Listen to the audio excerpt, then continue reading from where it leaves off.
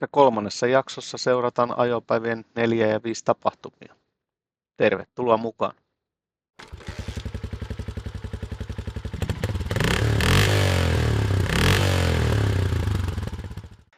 Päivä 4 ajosuunnitelmassa John Bossista Norjan TET 2. Seuraillaan sitä. Yötä. Seuraavat 2 yötä Tynsetissä ja siinä sitten vähän kellon mukaan oli tarkoitus ajella täällä jossain. Katsotaan miten tämä meni. Uuteen nousuun. Piti oikein kunnon nukkua ja levätä pitkään. Ja sitten katoin säätiedotuksia ja heavy rain all day alkaa tos jossain parin tunnin päästä, niin teinkin päätöksen, että lähden mahdollisimman nopeasti ja ajan sitten edes pari tuntia ilman sadetta ja loput sitten sateessa. Katsotaan miten meidän käy tänään.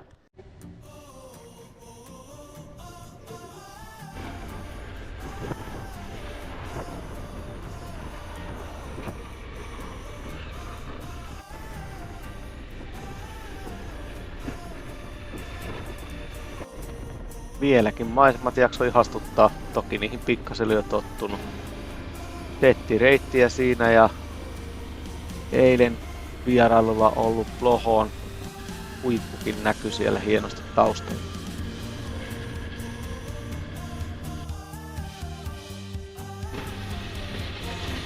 Heti sinne Dovren jälkeen alkoi ihan hieno pätkä. Oli rauhallista, oli maisemia.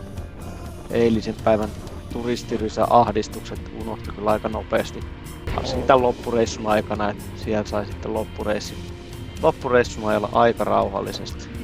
Nautitaan nyt näistäkin maisemista.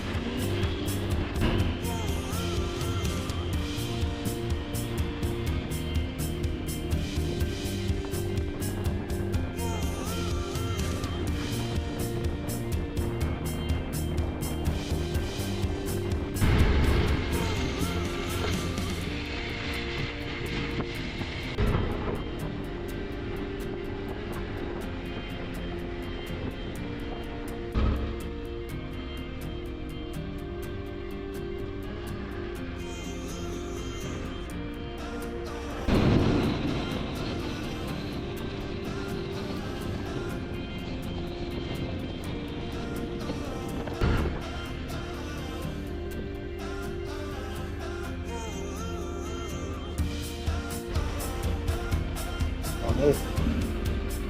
Se on kokous ainakin. No niin. Office.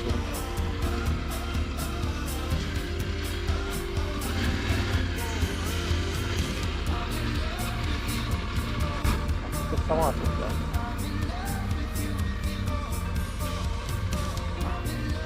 Tässä tyhjiä.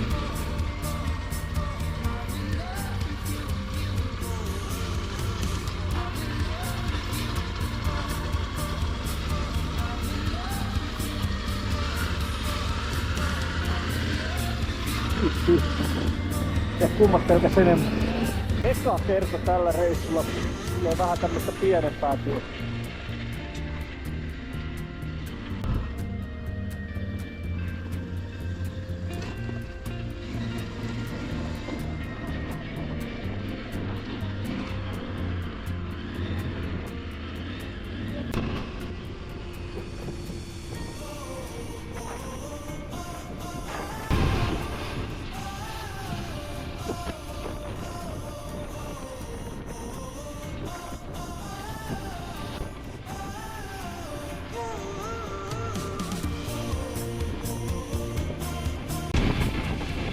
Siinä sitten alkoi jo ensimmäiset pisarat tippua taivaalta ja ajattelin, että laitetaan nyt hyvän sään aikana ne sadevarusteet sitten kuitenkin päälle. Sitä oltiin luvattu sitten loppupäiväksi sitä sadetta.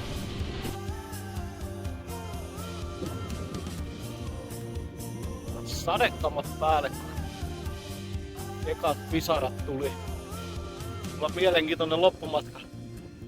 Tavalla tuuli ja pilponen ja ei se mitään, on ainakin varusteet kunnossa. Ei muuta kuin matkaa jatkoa.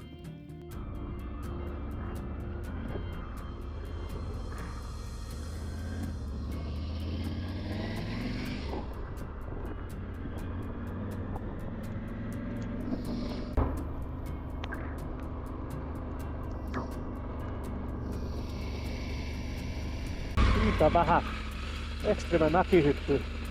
Ehkä hissiä edes. Ensin kävelee ylös. Tänään saisi jossain vaiheessa lämmintä ruokaa, mutta nämä päiväreissut, päiväsyömiset menee aina jotenkin näin, niin mutta juman kautta minkä kokoinen muffinsi. Kyllä näistä energiaa riittää ilta asti. Tutkakin sen kertoi, että ei kannattanut jäädä odottaa, että tää kuuro menee ohi.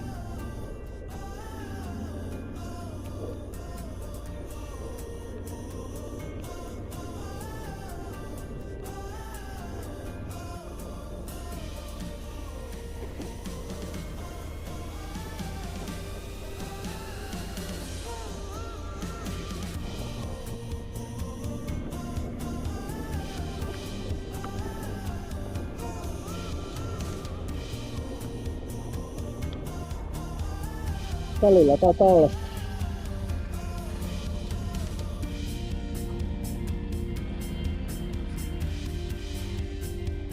Tollasta. Maksullisia teitä. Matka eteni kuitenkin mukavasti ja siinä sitten vielä tein pienen lenkin sitä nelosteettireittiä, kun tiesin, että seuraava päivä olisi kuitenkin aika pitkä ajopäivä.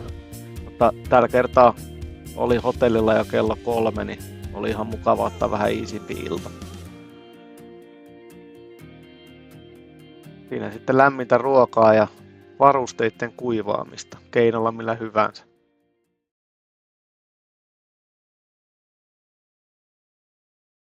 Hotellihan oli mielenkiintoinen, tai ei se nyt hotelli, se oli toi camping-alueen yhteydessä oli huoneita, eli Trynsett Room ja camping. Aamupala 5.30 alkaen. Vähän sitä ihmettelinkin, mutta sitten sanottiin, että se on oma toimi aamupala. Siellä oli leipiä valmiina ja tämmöistä. Mullehan tuommoista aikataulut sopii vallan mainiosti. Muutenkin tästä päivästä olin tosi innoissaan yksi tämän reissun ehdottomasta käyntikohteesta, Trontoppen. Niin keli näytti siltä, että tänään pääsis siellä käymään ja sinne sitten lähinkin ensin. Päivä 5 suunnitelma oli sellainen, että tarkoitus oli kiertää tätä Norjan Det4-reittiä niin paljon taas kuin kiinnosti. Siinä sitten aamulla pieni suunnitelmien muutos, että ensin matka lähtikin Tynsetistä käymään täällä Trontopilla ja sitten sen jälkeen vasta lähinkin kiertämään Tettiä. Päivä 5. Lähdetään tänään vähän kevennetyllä mallilla. Kello on 7.30. Täällä paistaa aurinko. Ei paista enää sitten iltapäivällä, luvattiin aika koviakin sateita, niin hyvä lähteä hyvissä ajoin taas liikenteeseen. Pyörä näyttää jo pikkasen ajetulta eilisen sadepäivän jälkeen, mutta ehkä se pestää joskus. Ei muuta kuin menoksi.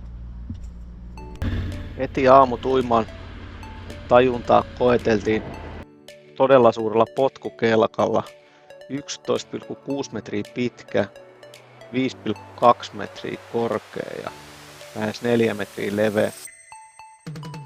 Siinä on ollut tekemisen muuten jollain. Iso potkukelka. Aikaa olla toi edessä toi vuori, minne pitäisi mennä. Keli on tällainen, niin se hoidetaan tänään pois alta.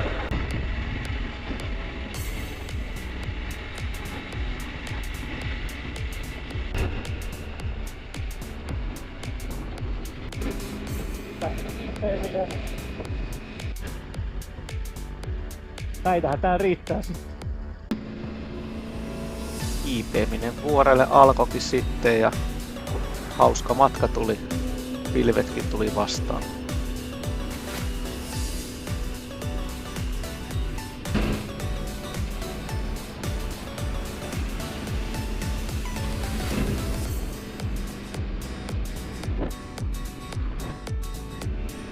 Sumuvalot päälle.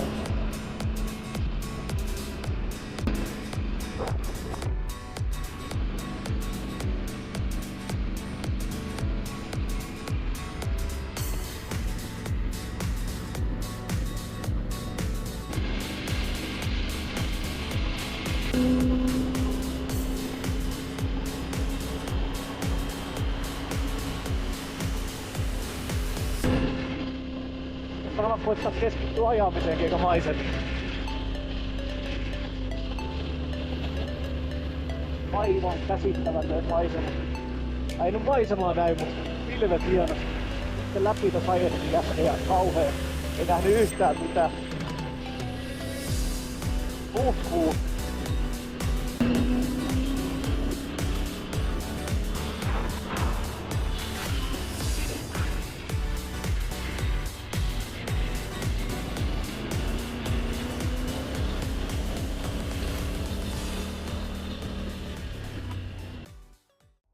Ronfjell, 1665 metriä korkea vuori, toiseksi korkein paikka, johon pääsee tietä pitkin Norjassa.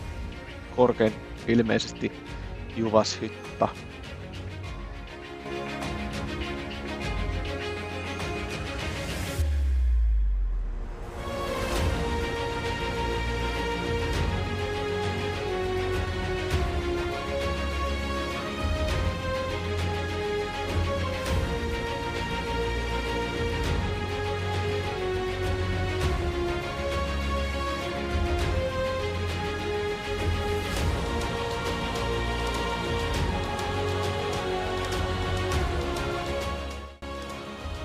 Jonkun aikaa siinä sitten dronella leikkimistä ja jälkikäteen katsottuna aivan luokatonta materiaalia.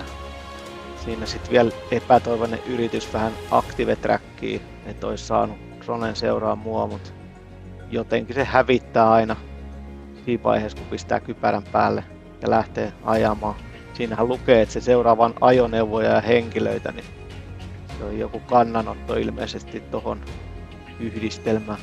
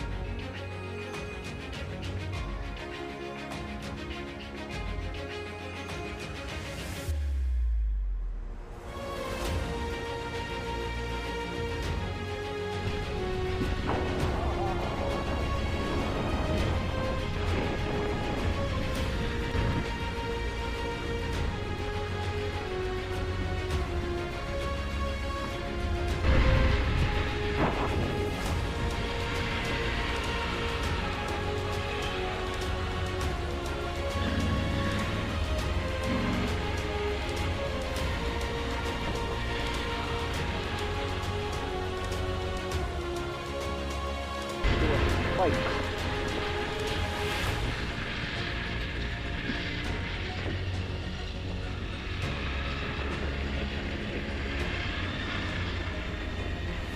Tainnut suosi.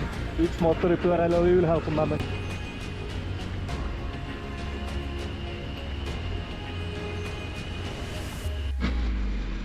Nyt onkin edessä pujatus pilveen taas.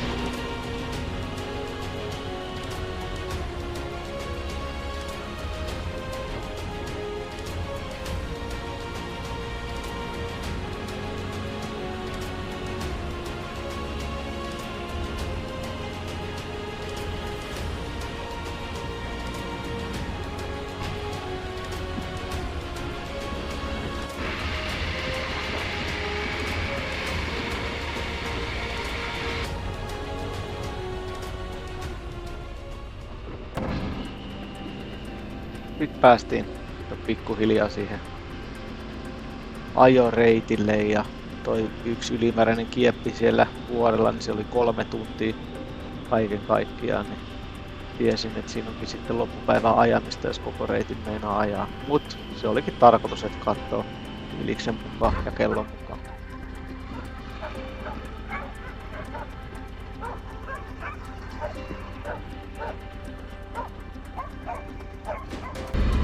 Matkan tekohan noilla reiteillä aika hidasta. Siellä on tietulleja, siellä on kaiken näköisiä elukoita, jotka sitten ei jostain kumman syystä halua mennä tien sivuun, vaan haluaa juosta samaa matkaa.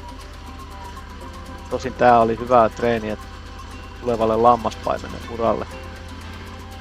Ja sen lisäksi on tietenkin maisemat, jota saa kuvata koko ajan.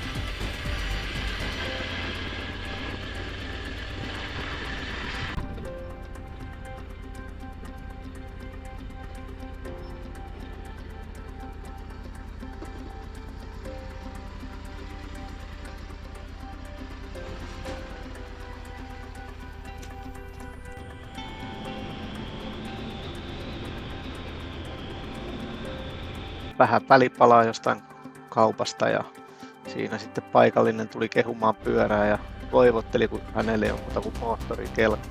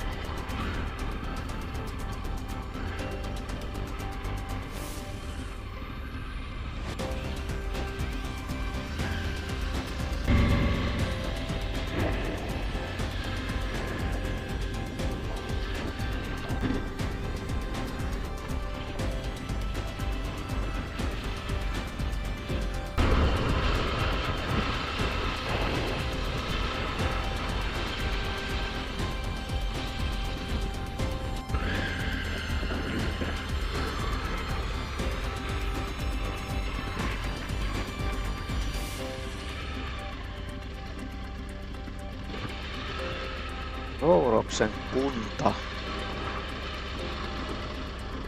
Rouros on vanha historiallinen kaivoskaupunki ja yksi Euroopan vanhimmista puukaupungeista ja kuuluu Unescon maailmanperintöluetteloon. Tämä nyt ei ole se kaupunki, varmaan sitä kaivosaluetta. Mutta sijaitsee kokonaisuudessa 600 metrin korkeudella matalimmillaan. Lyhyet kesät ja kylmät talvet, parhaimmillaan ollut pakkasta yli 50 astetta.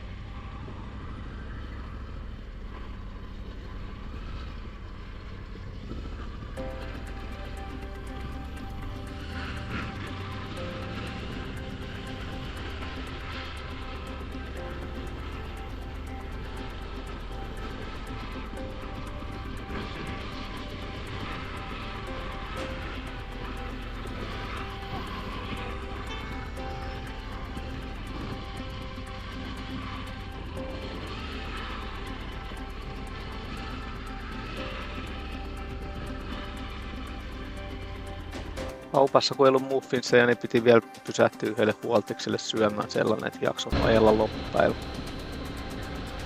Sitten tulikin hauska tällainen aika reippas, vauhtinen hiekkatiepätkä. Ihan kun menit pitkäksi.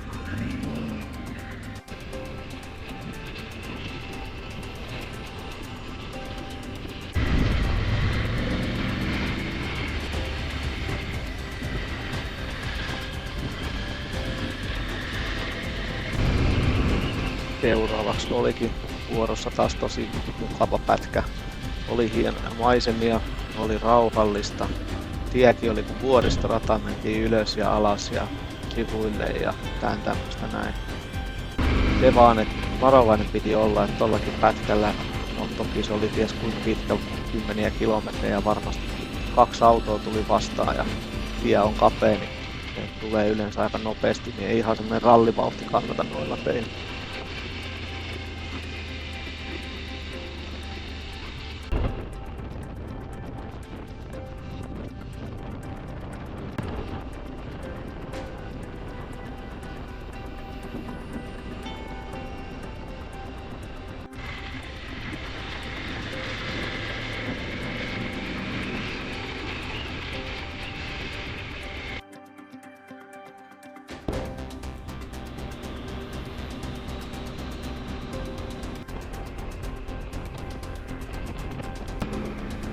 Rauhoittavia maisemia ja muutenkin maisema yli kilometrissä alkaa näyttää tältä. Eipä tainnut vastaan juurikaan ketään tulla tälläkään pätkällä.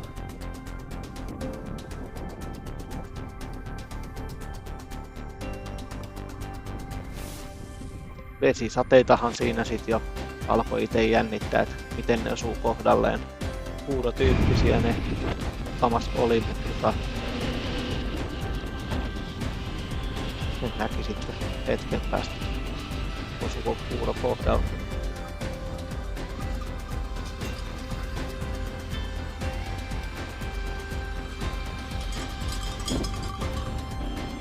Päivä oli ollut jo pitkä ja siinä oli yksi semmonen pisto vielä ja noin 30 kilsaa taisi olla kämpille ja ajattelin, että käyn sen vielä ajamassa. Siinä oli pieni sateenpelko ja toki alkoi satamaan sitten aika kovinkin. Siinä tein hyvän päätöksen, että ei tää ole puuro ja ei ole enää pitkä matka. En laita sadevaatteita päälle. Niin näin jälkikäteen mietittynä se oli aika huono päätös.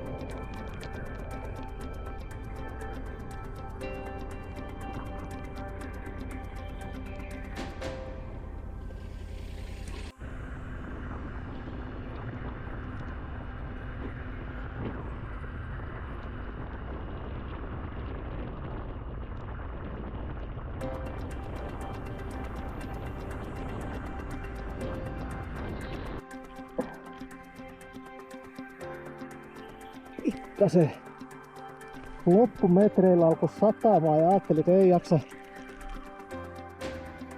laittaa sadevaatteita. Pakko laittaa. Olikin vielä sen verran paljon enemmän matkaa. No, mutta ei se mitään.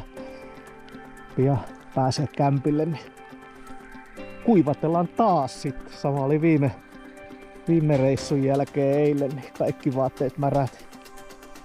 Semmosta tää on välillä. Vihdoin siinä tynsettiin pääsi. Lähes 13 tuntia tähänkin päivään sitten meni siitä kohdasta kun lähin. Ja tosiaan alkaa painamankin siinä vaiheessa, niin ihan mukava päästä hetkeksi taas leputtamaan ja kuivattaa vaatteet.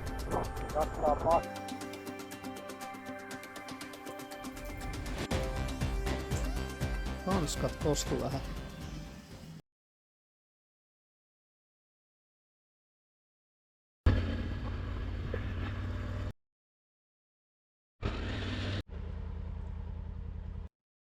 Seuraava osa tuleekin sitten jossain kohtaa, kun se valmistuu. Pistä hälytykset päälle, jos et halua missata sitä.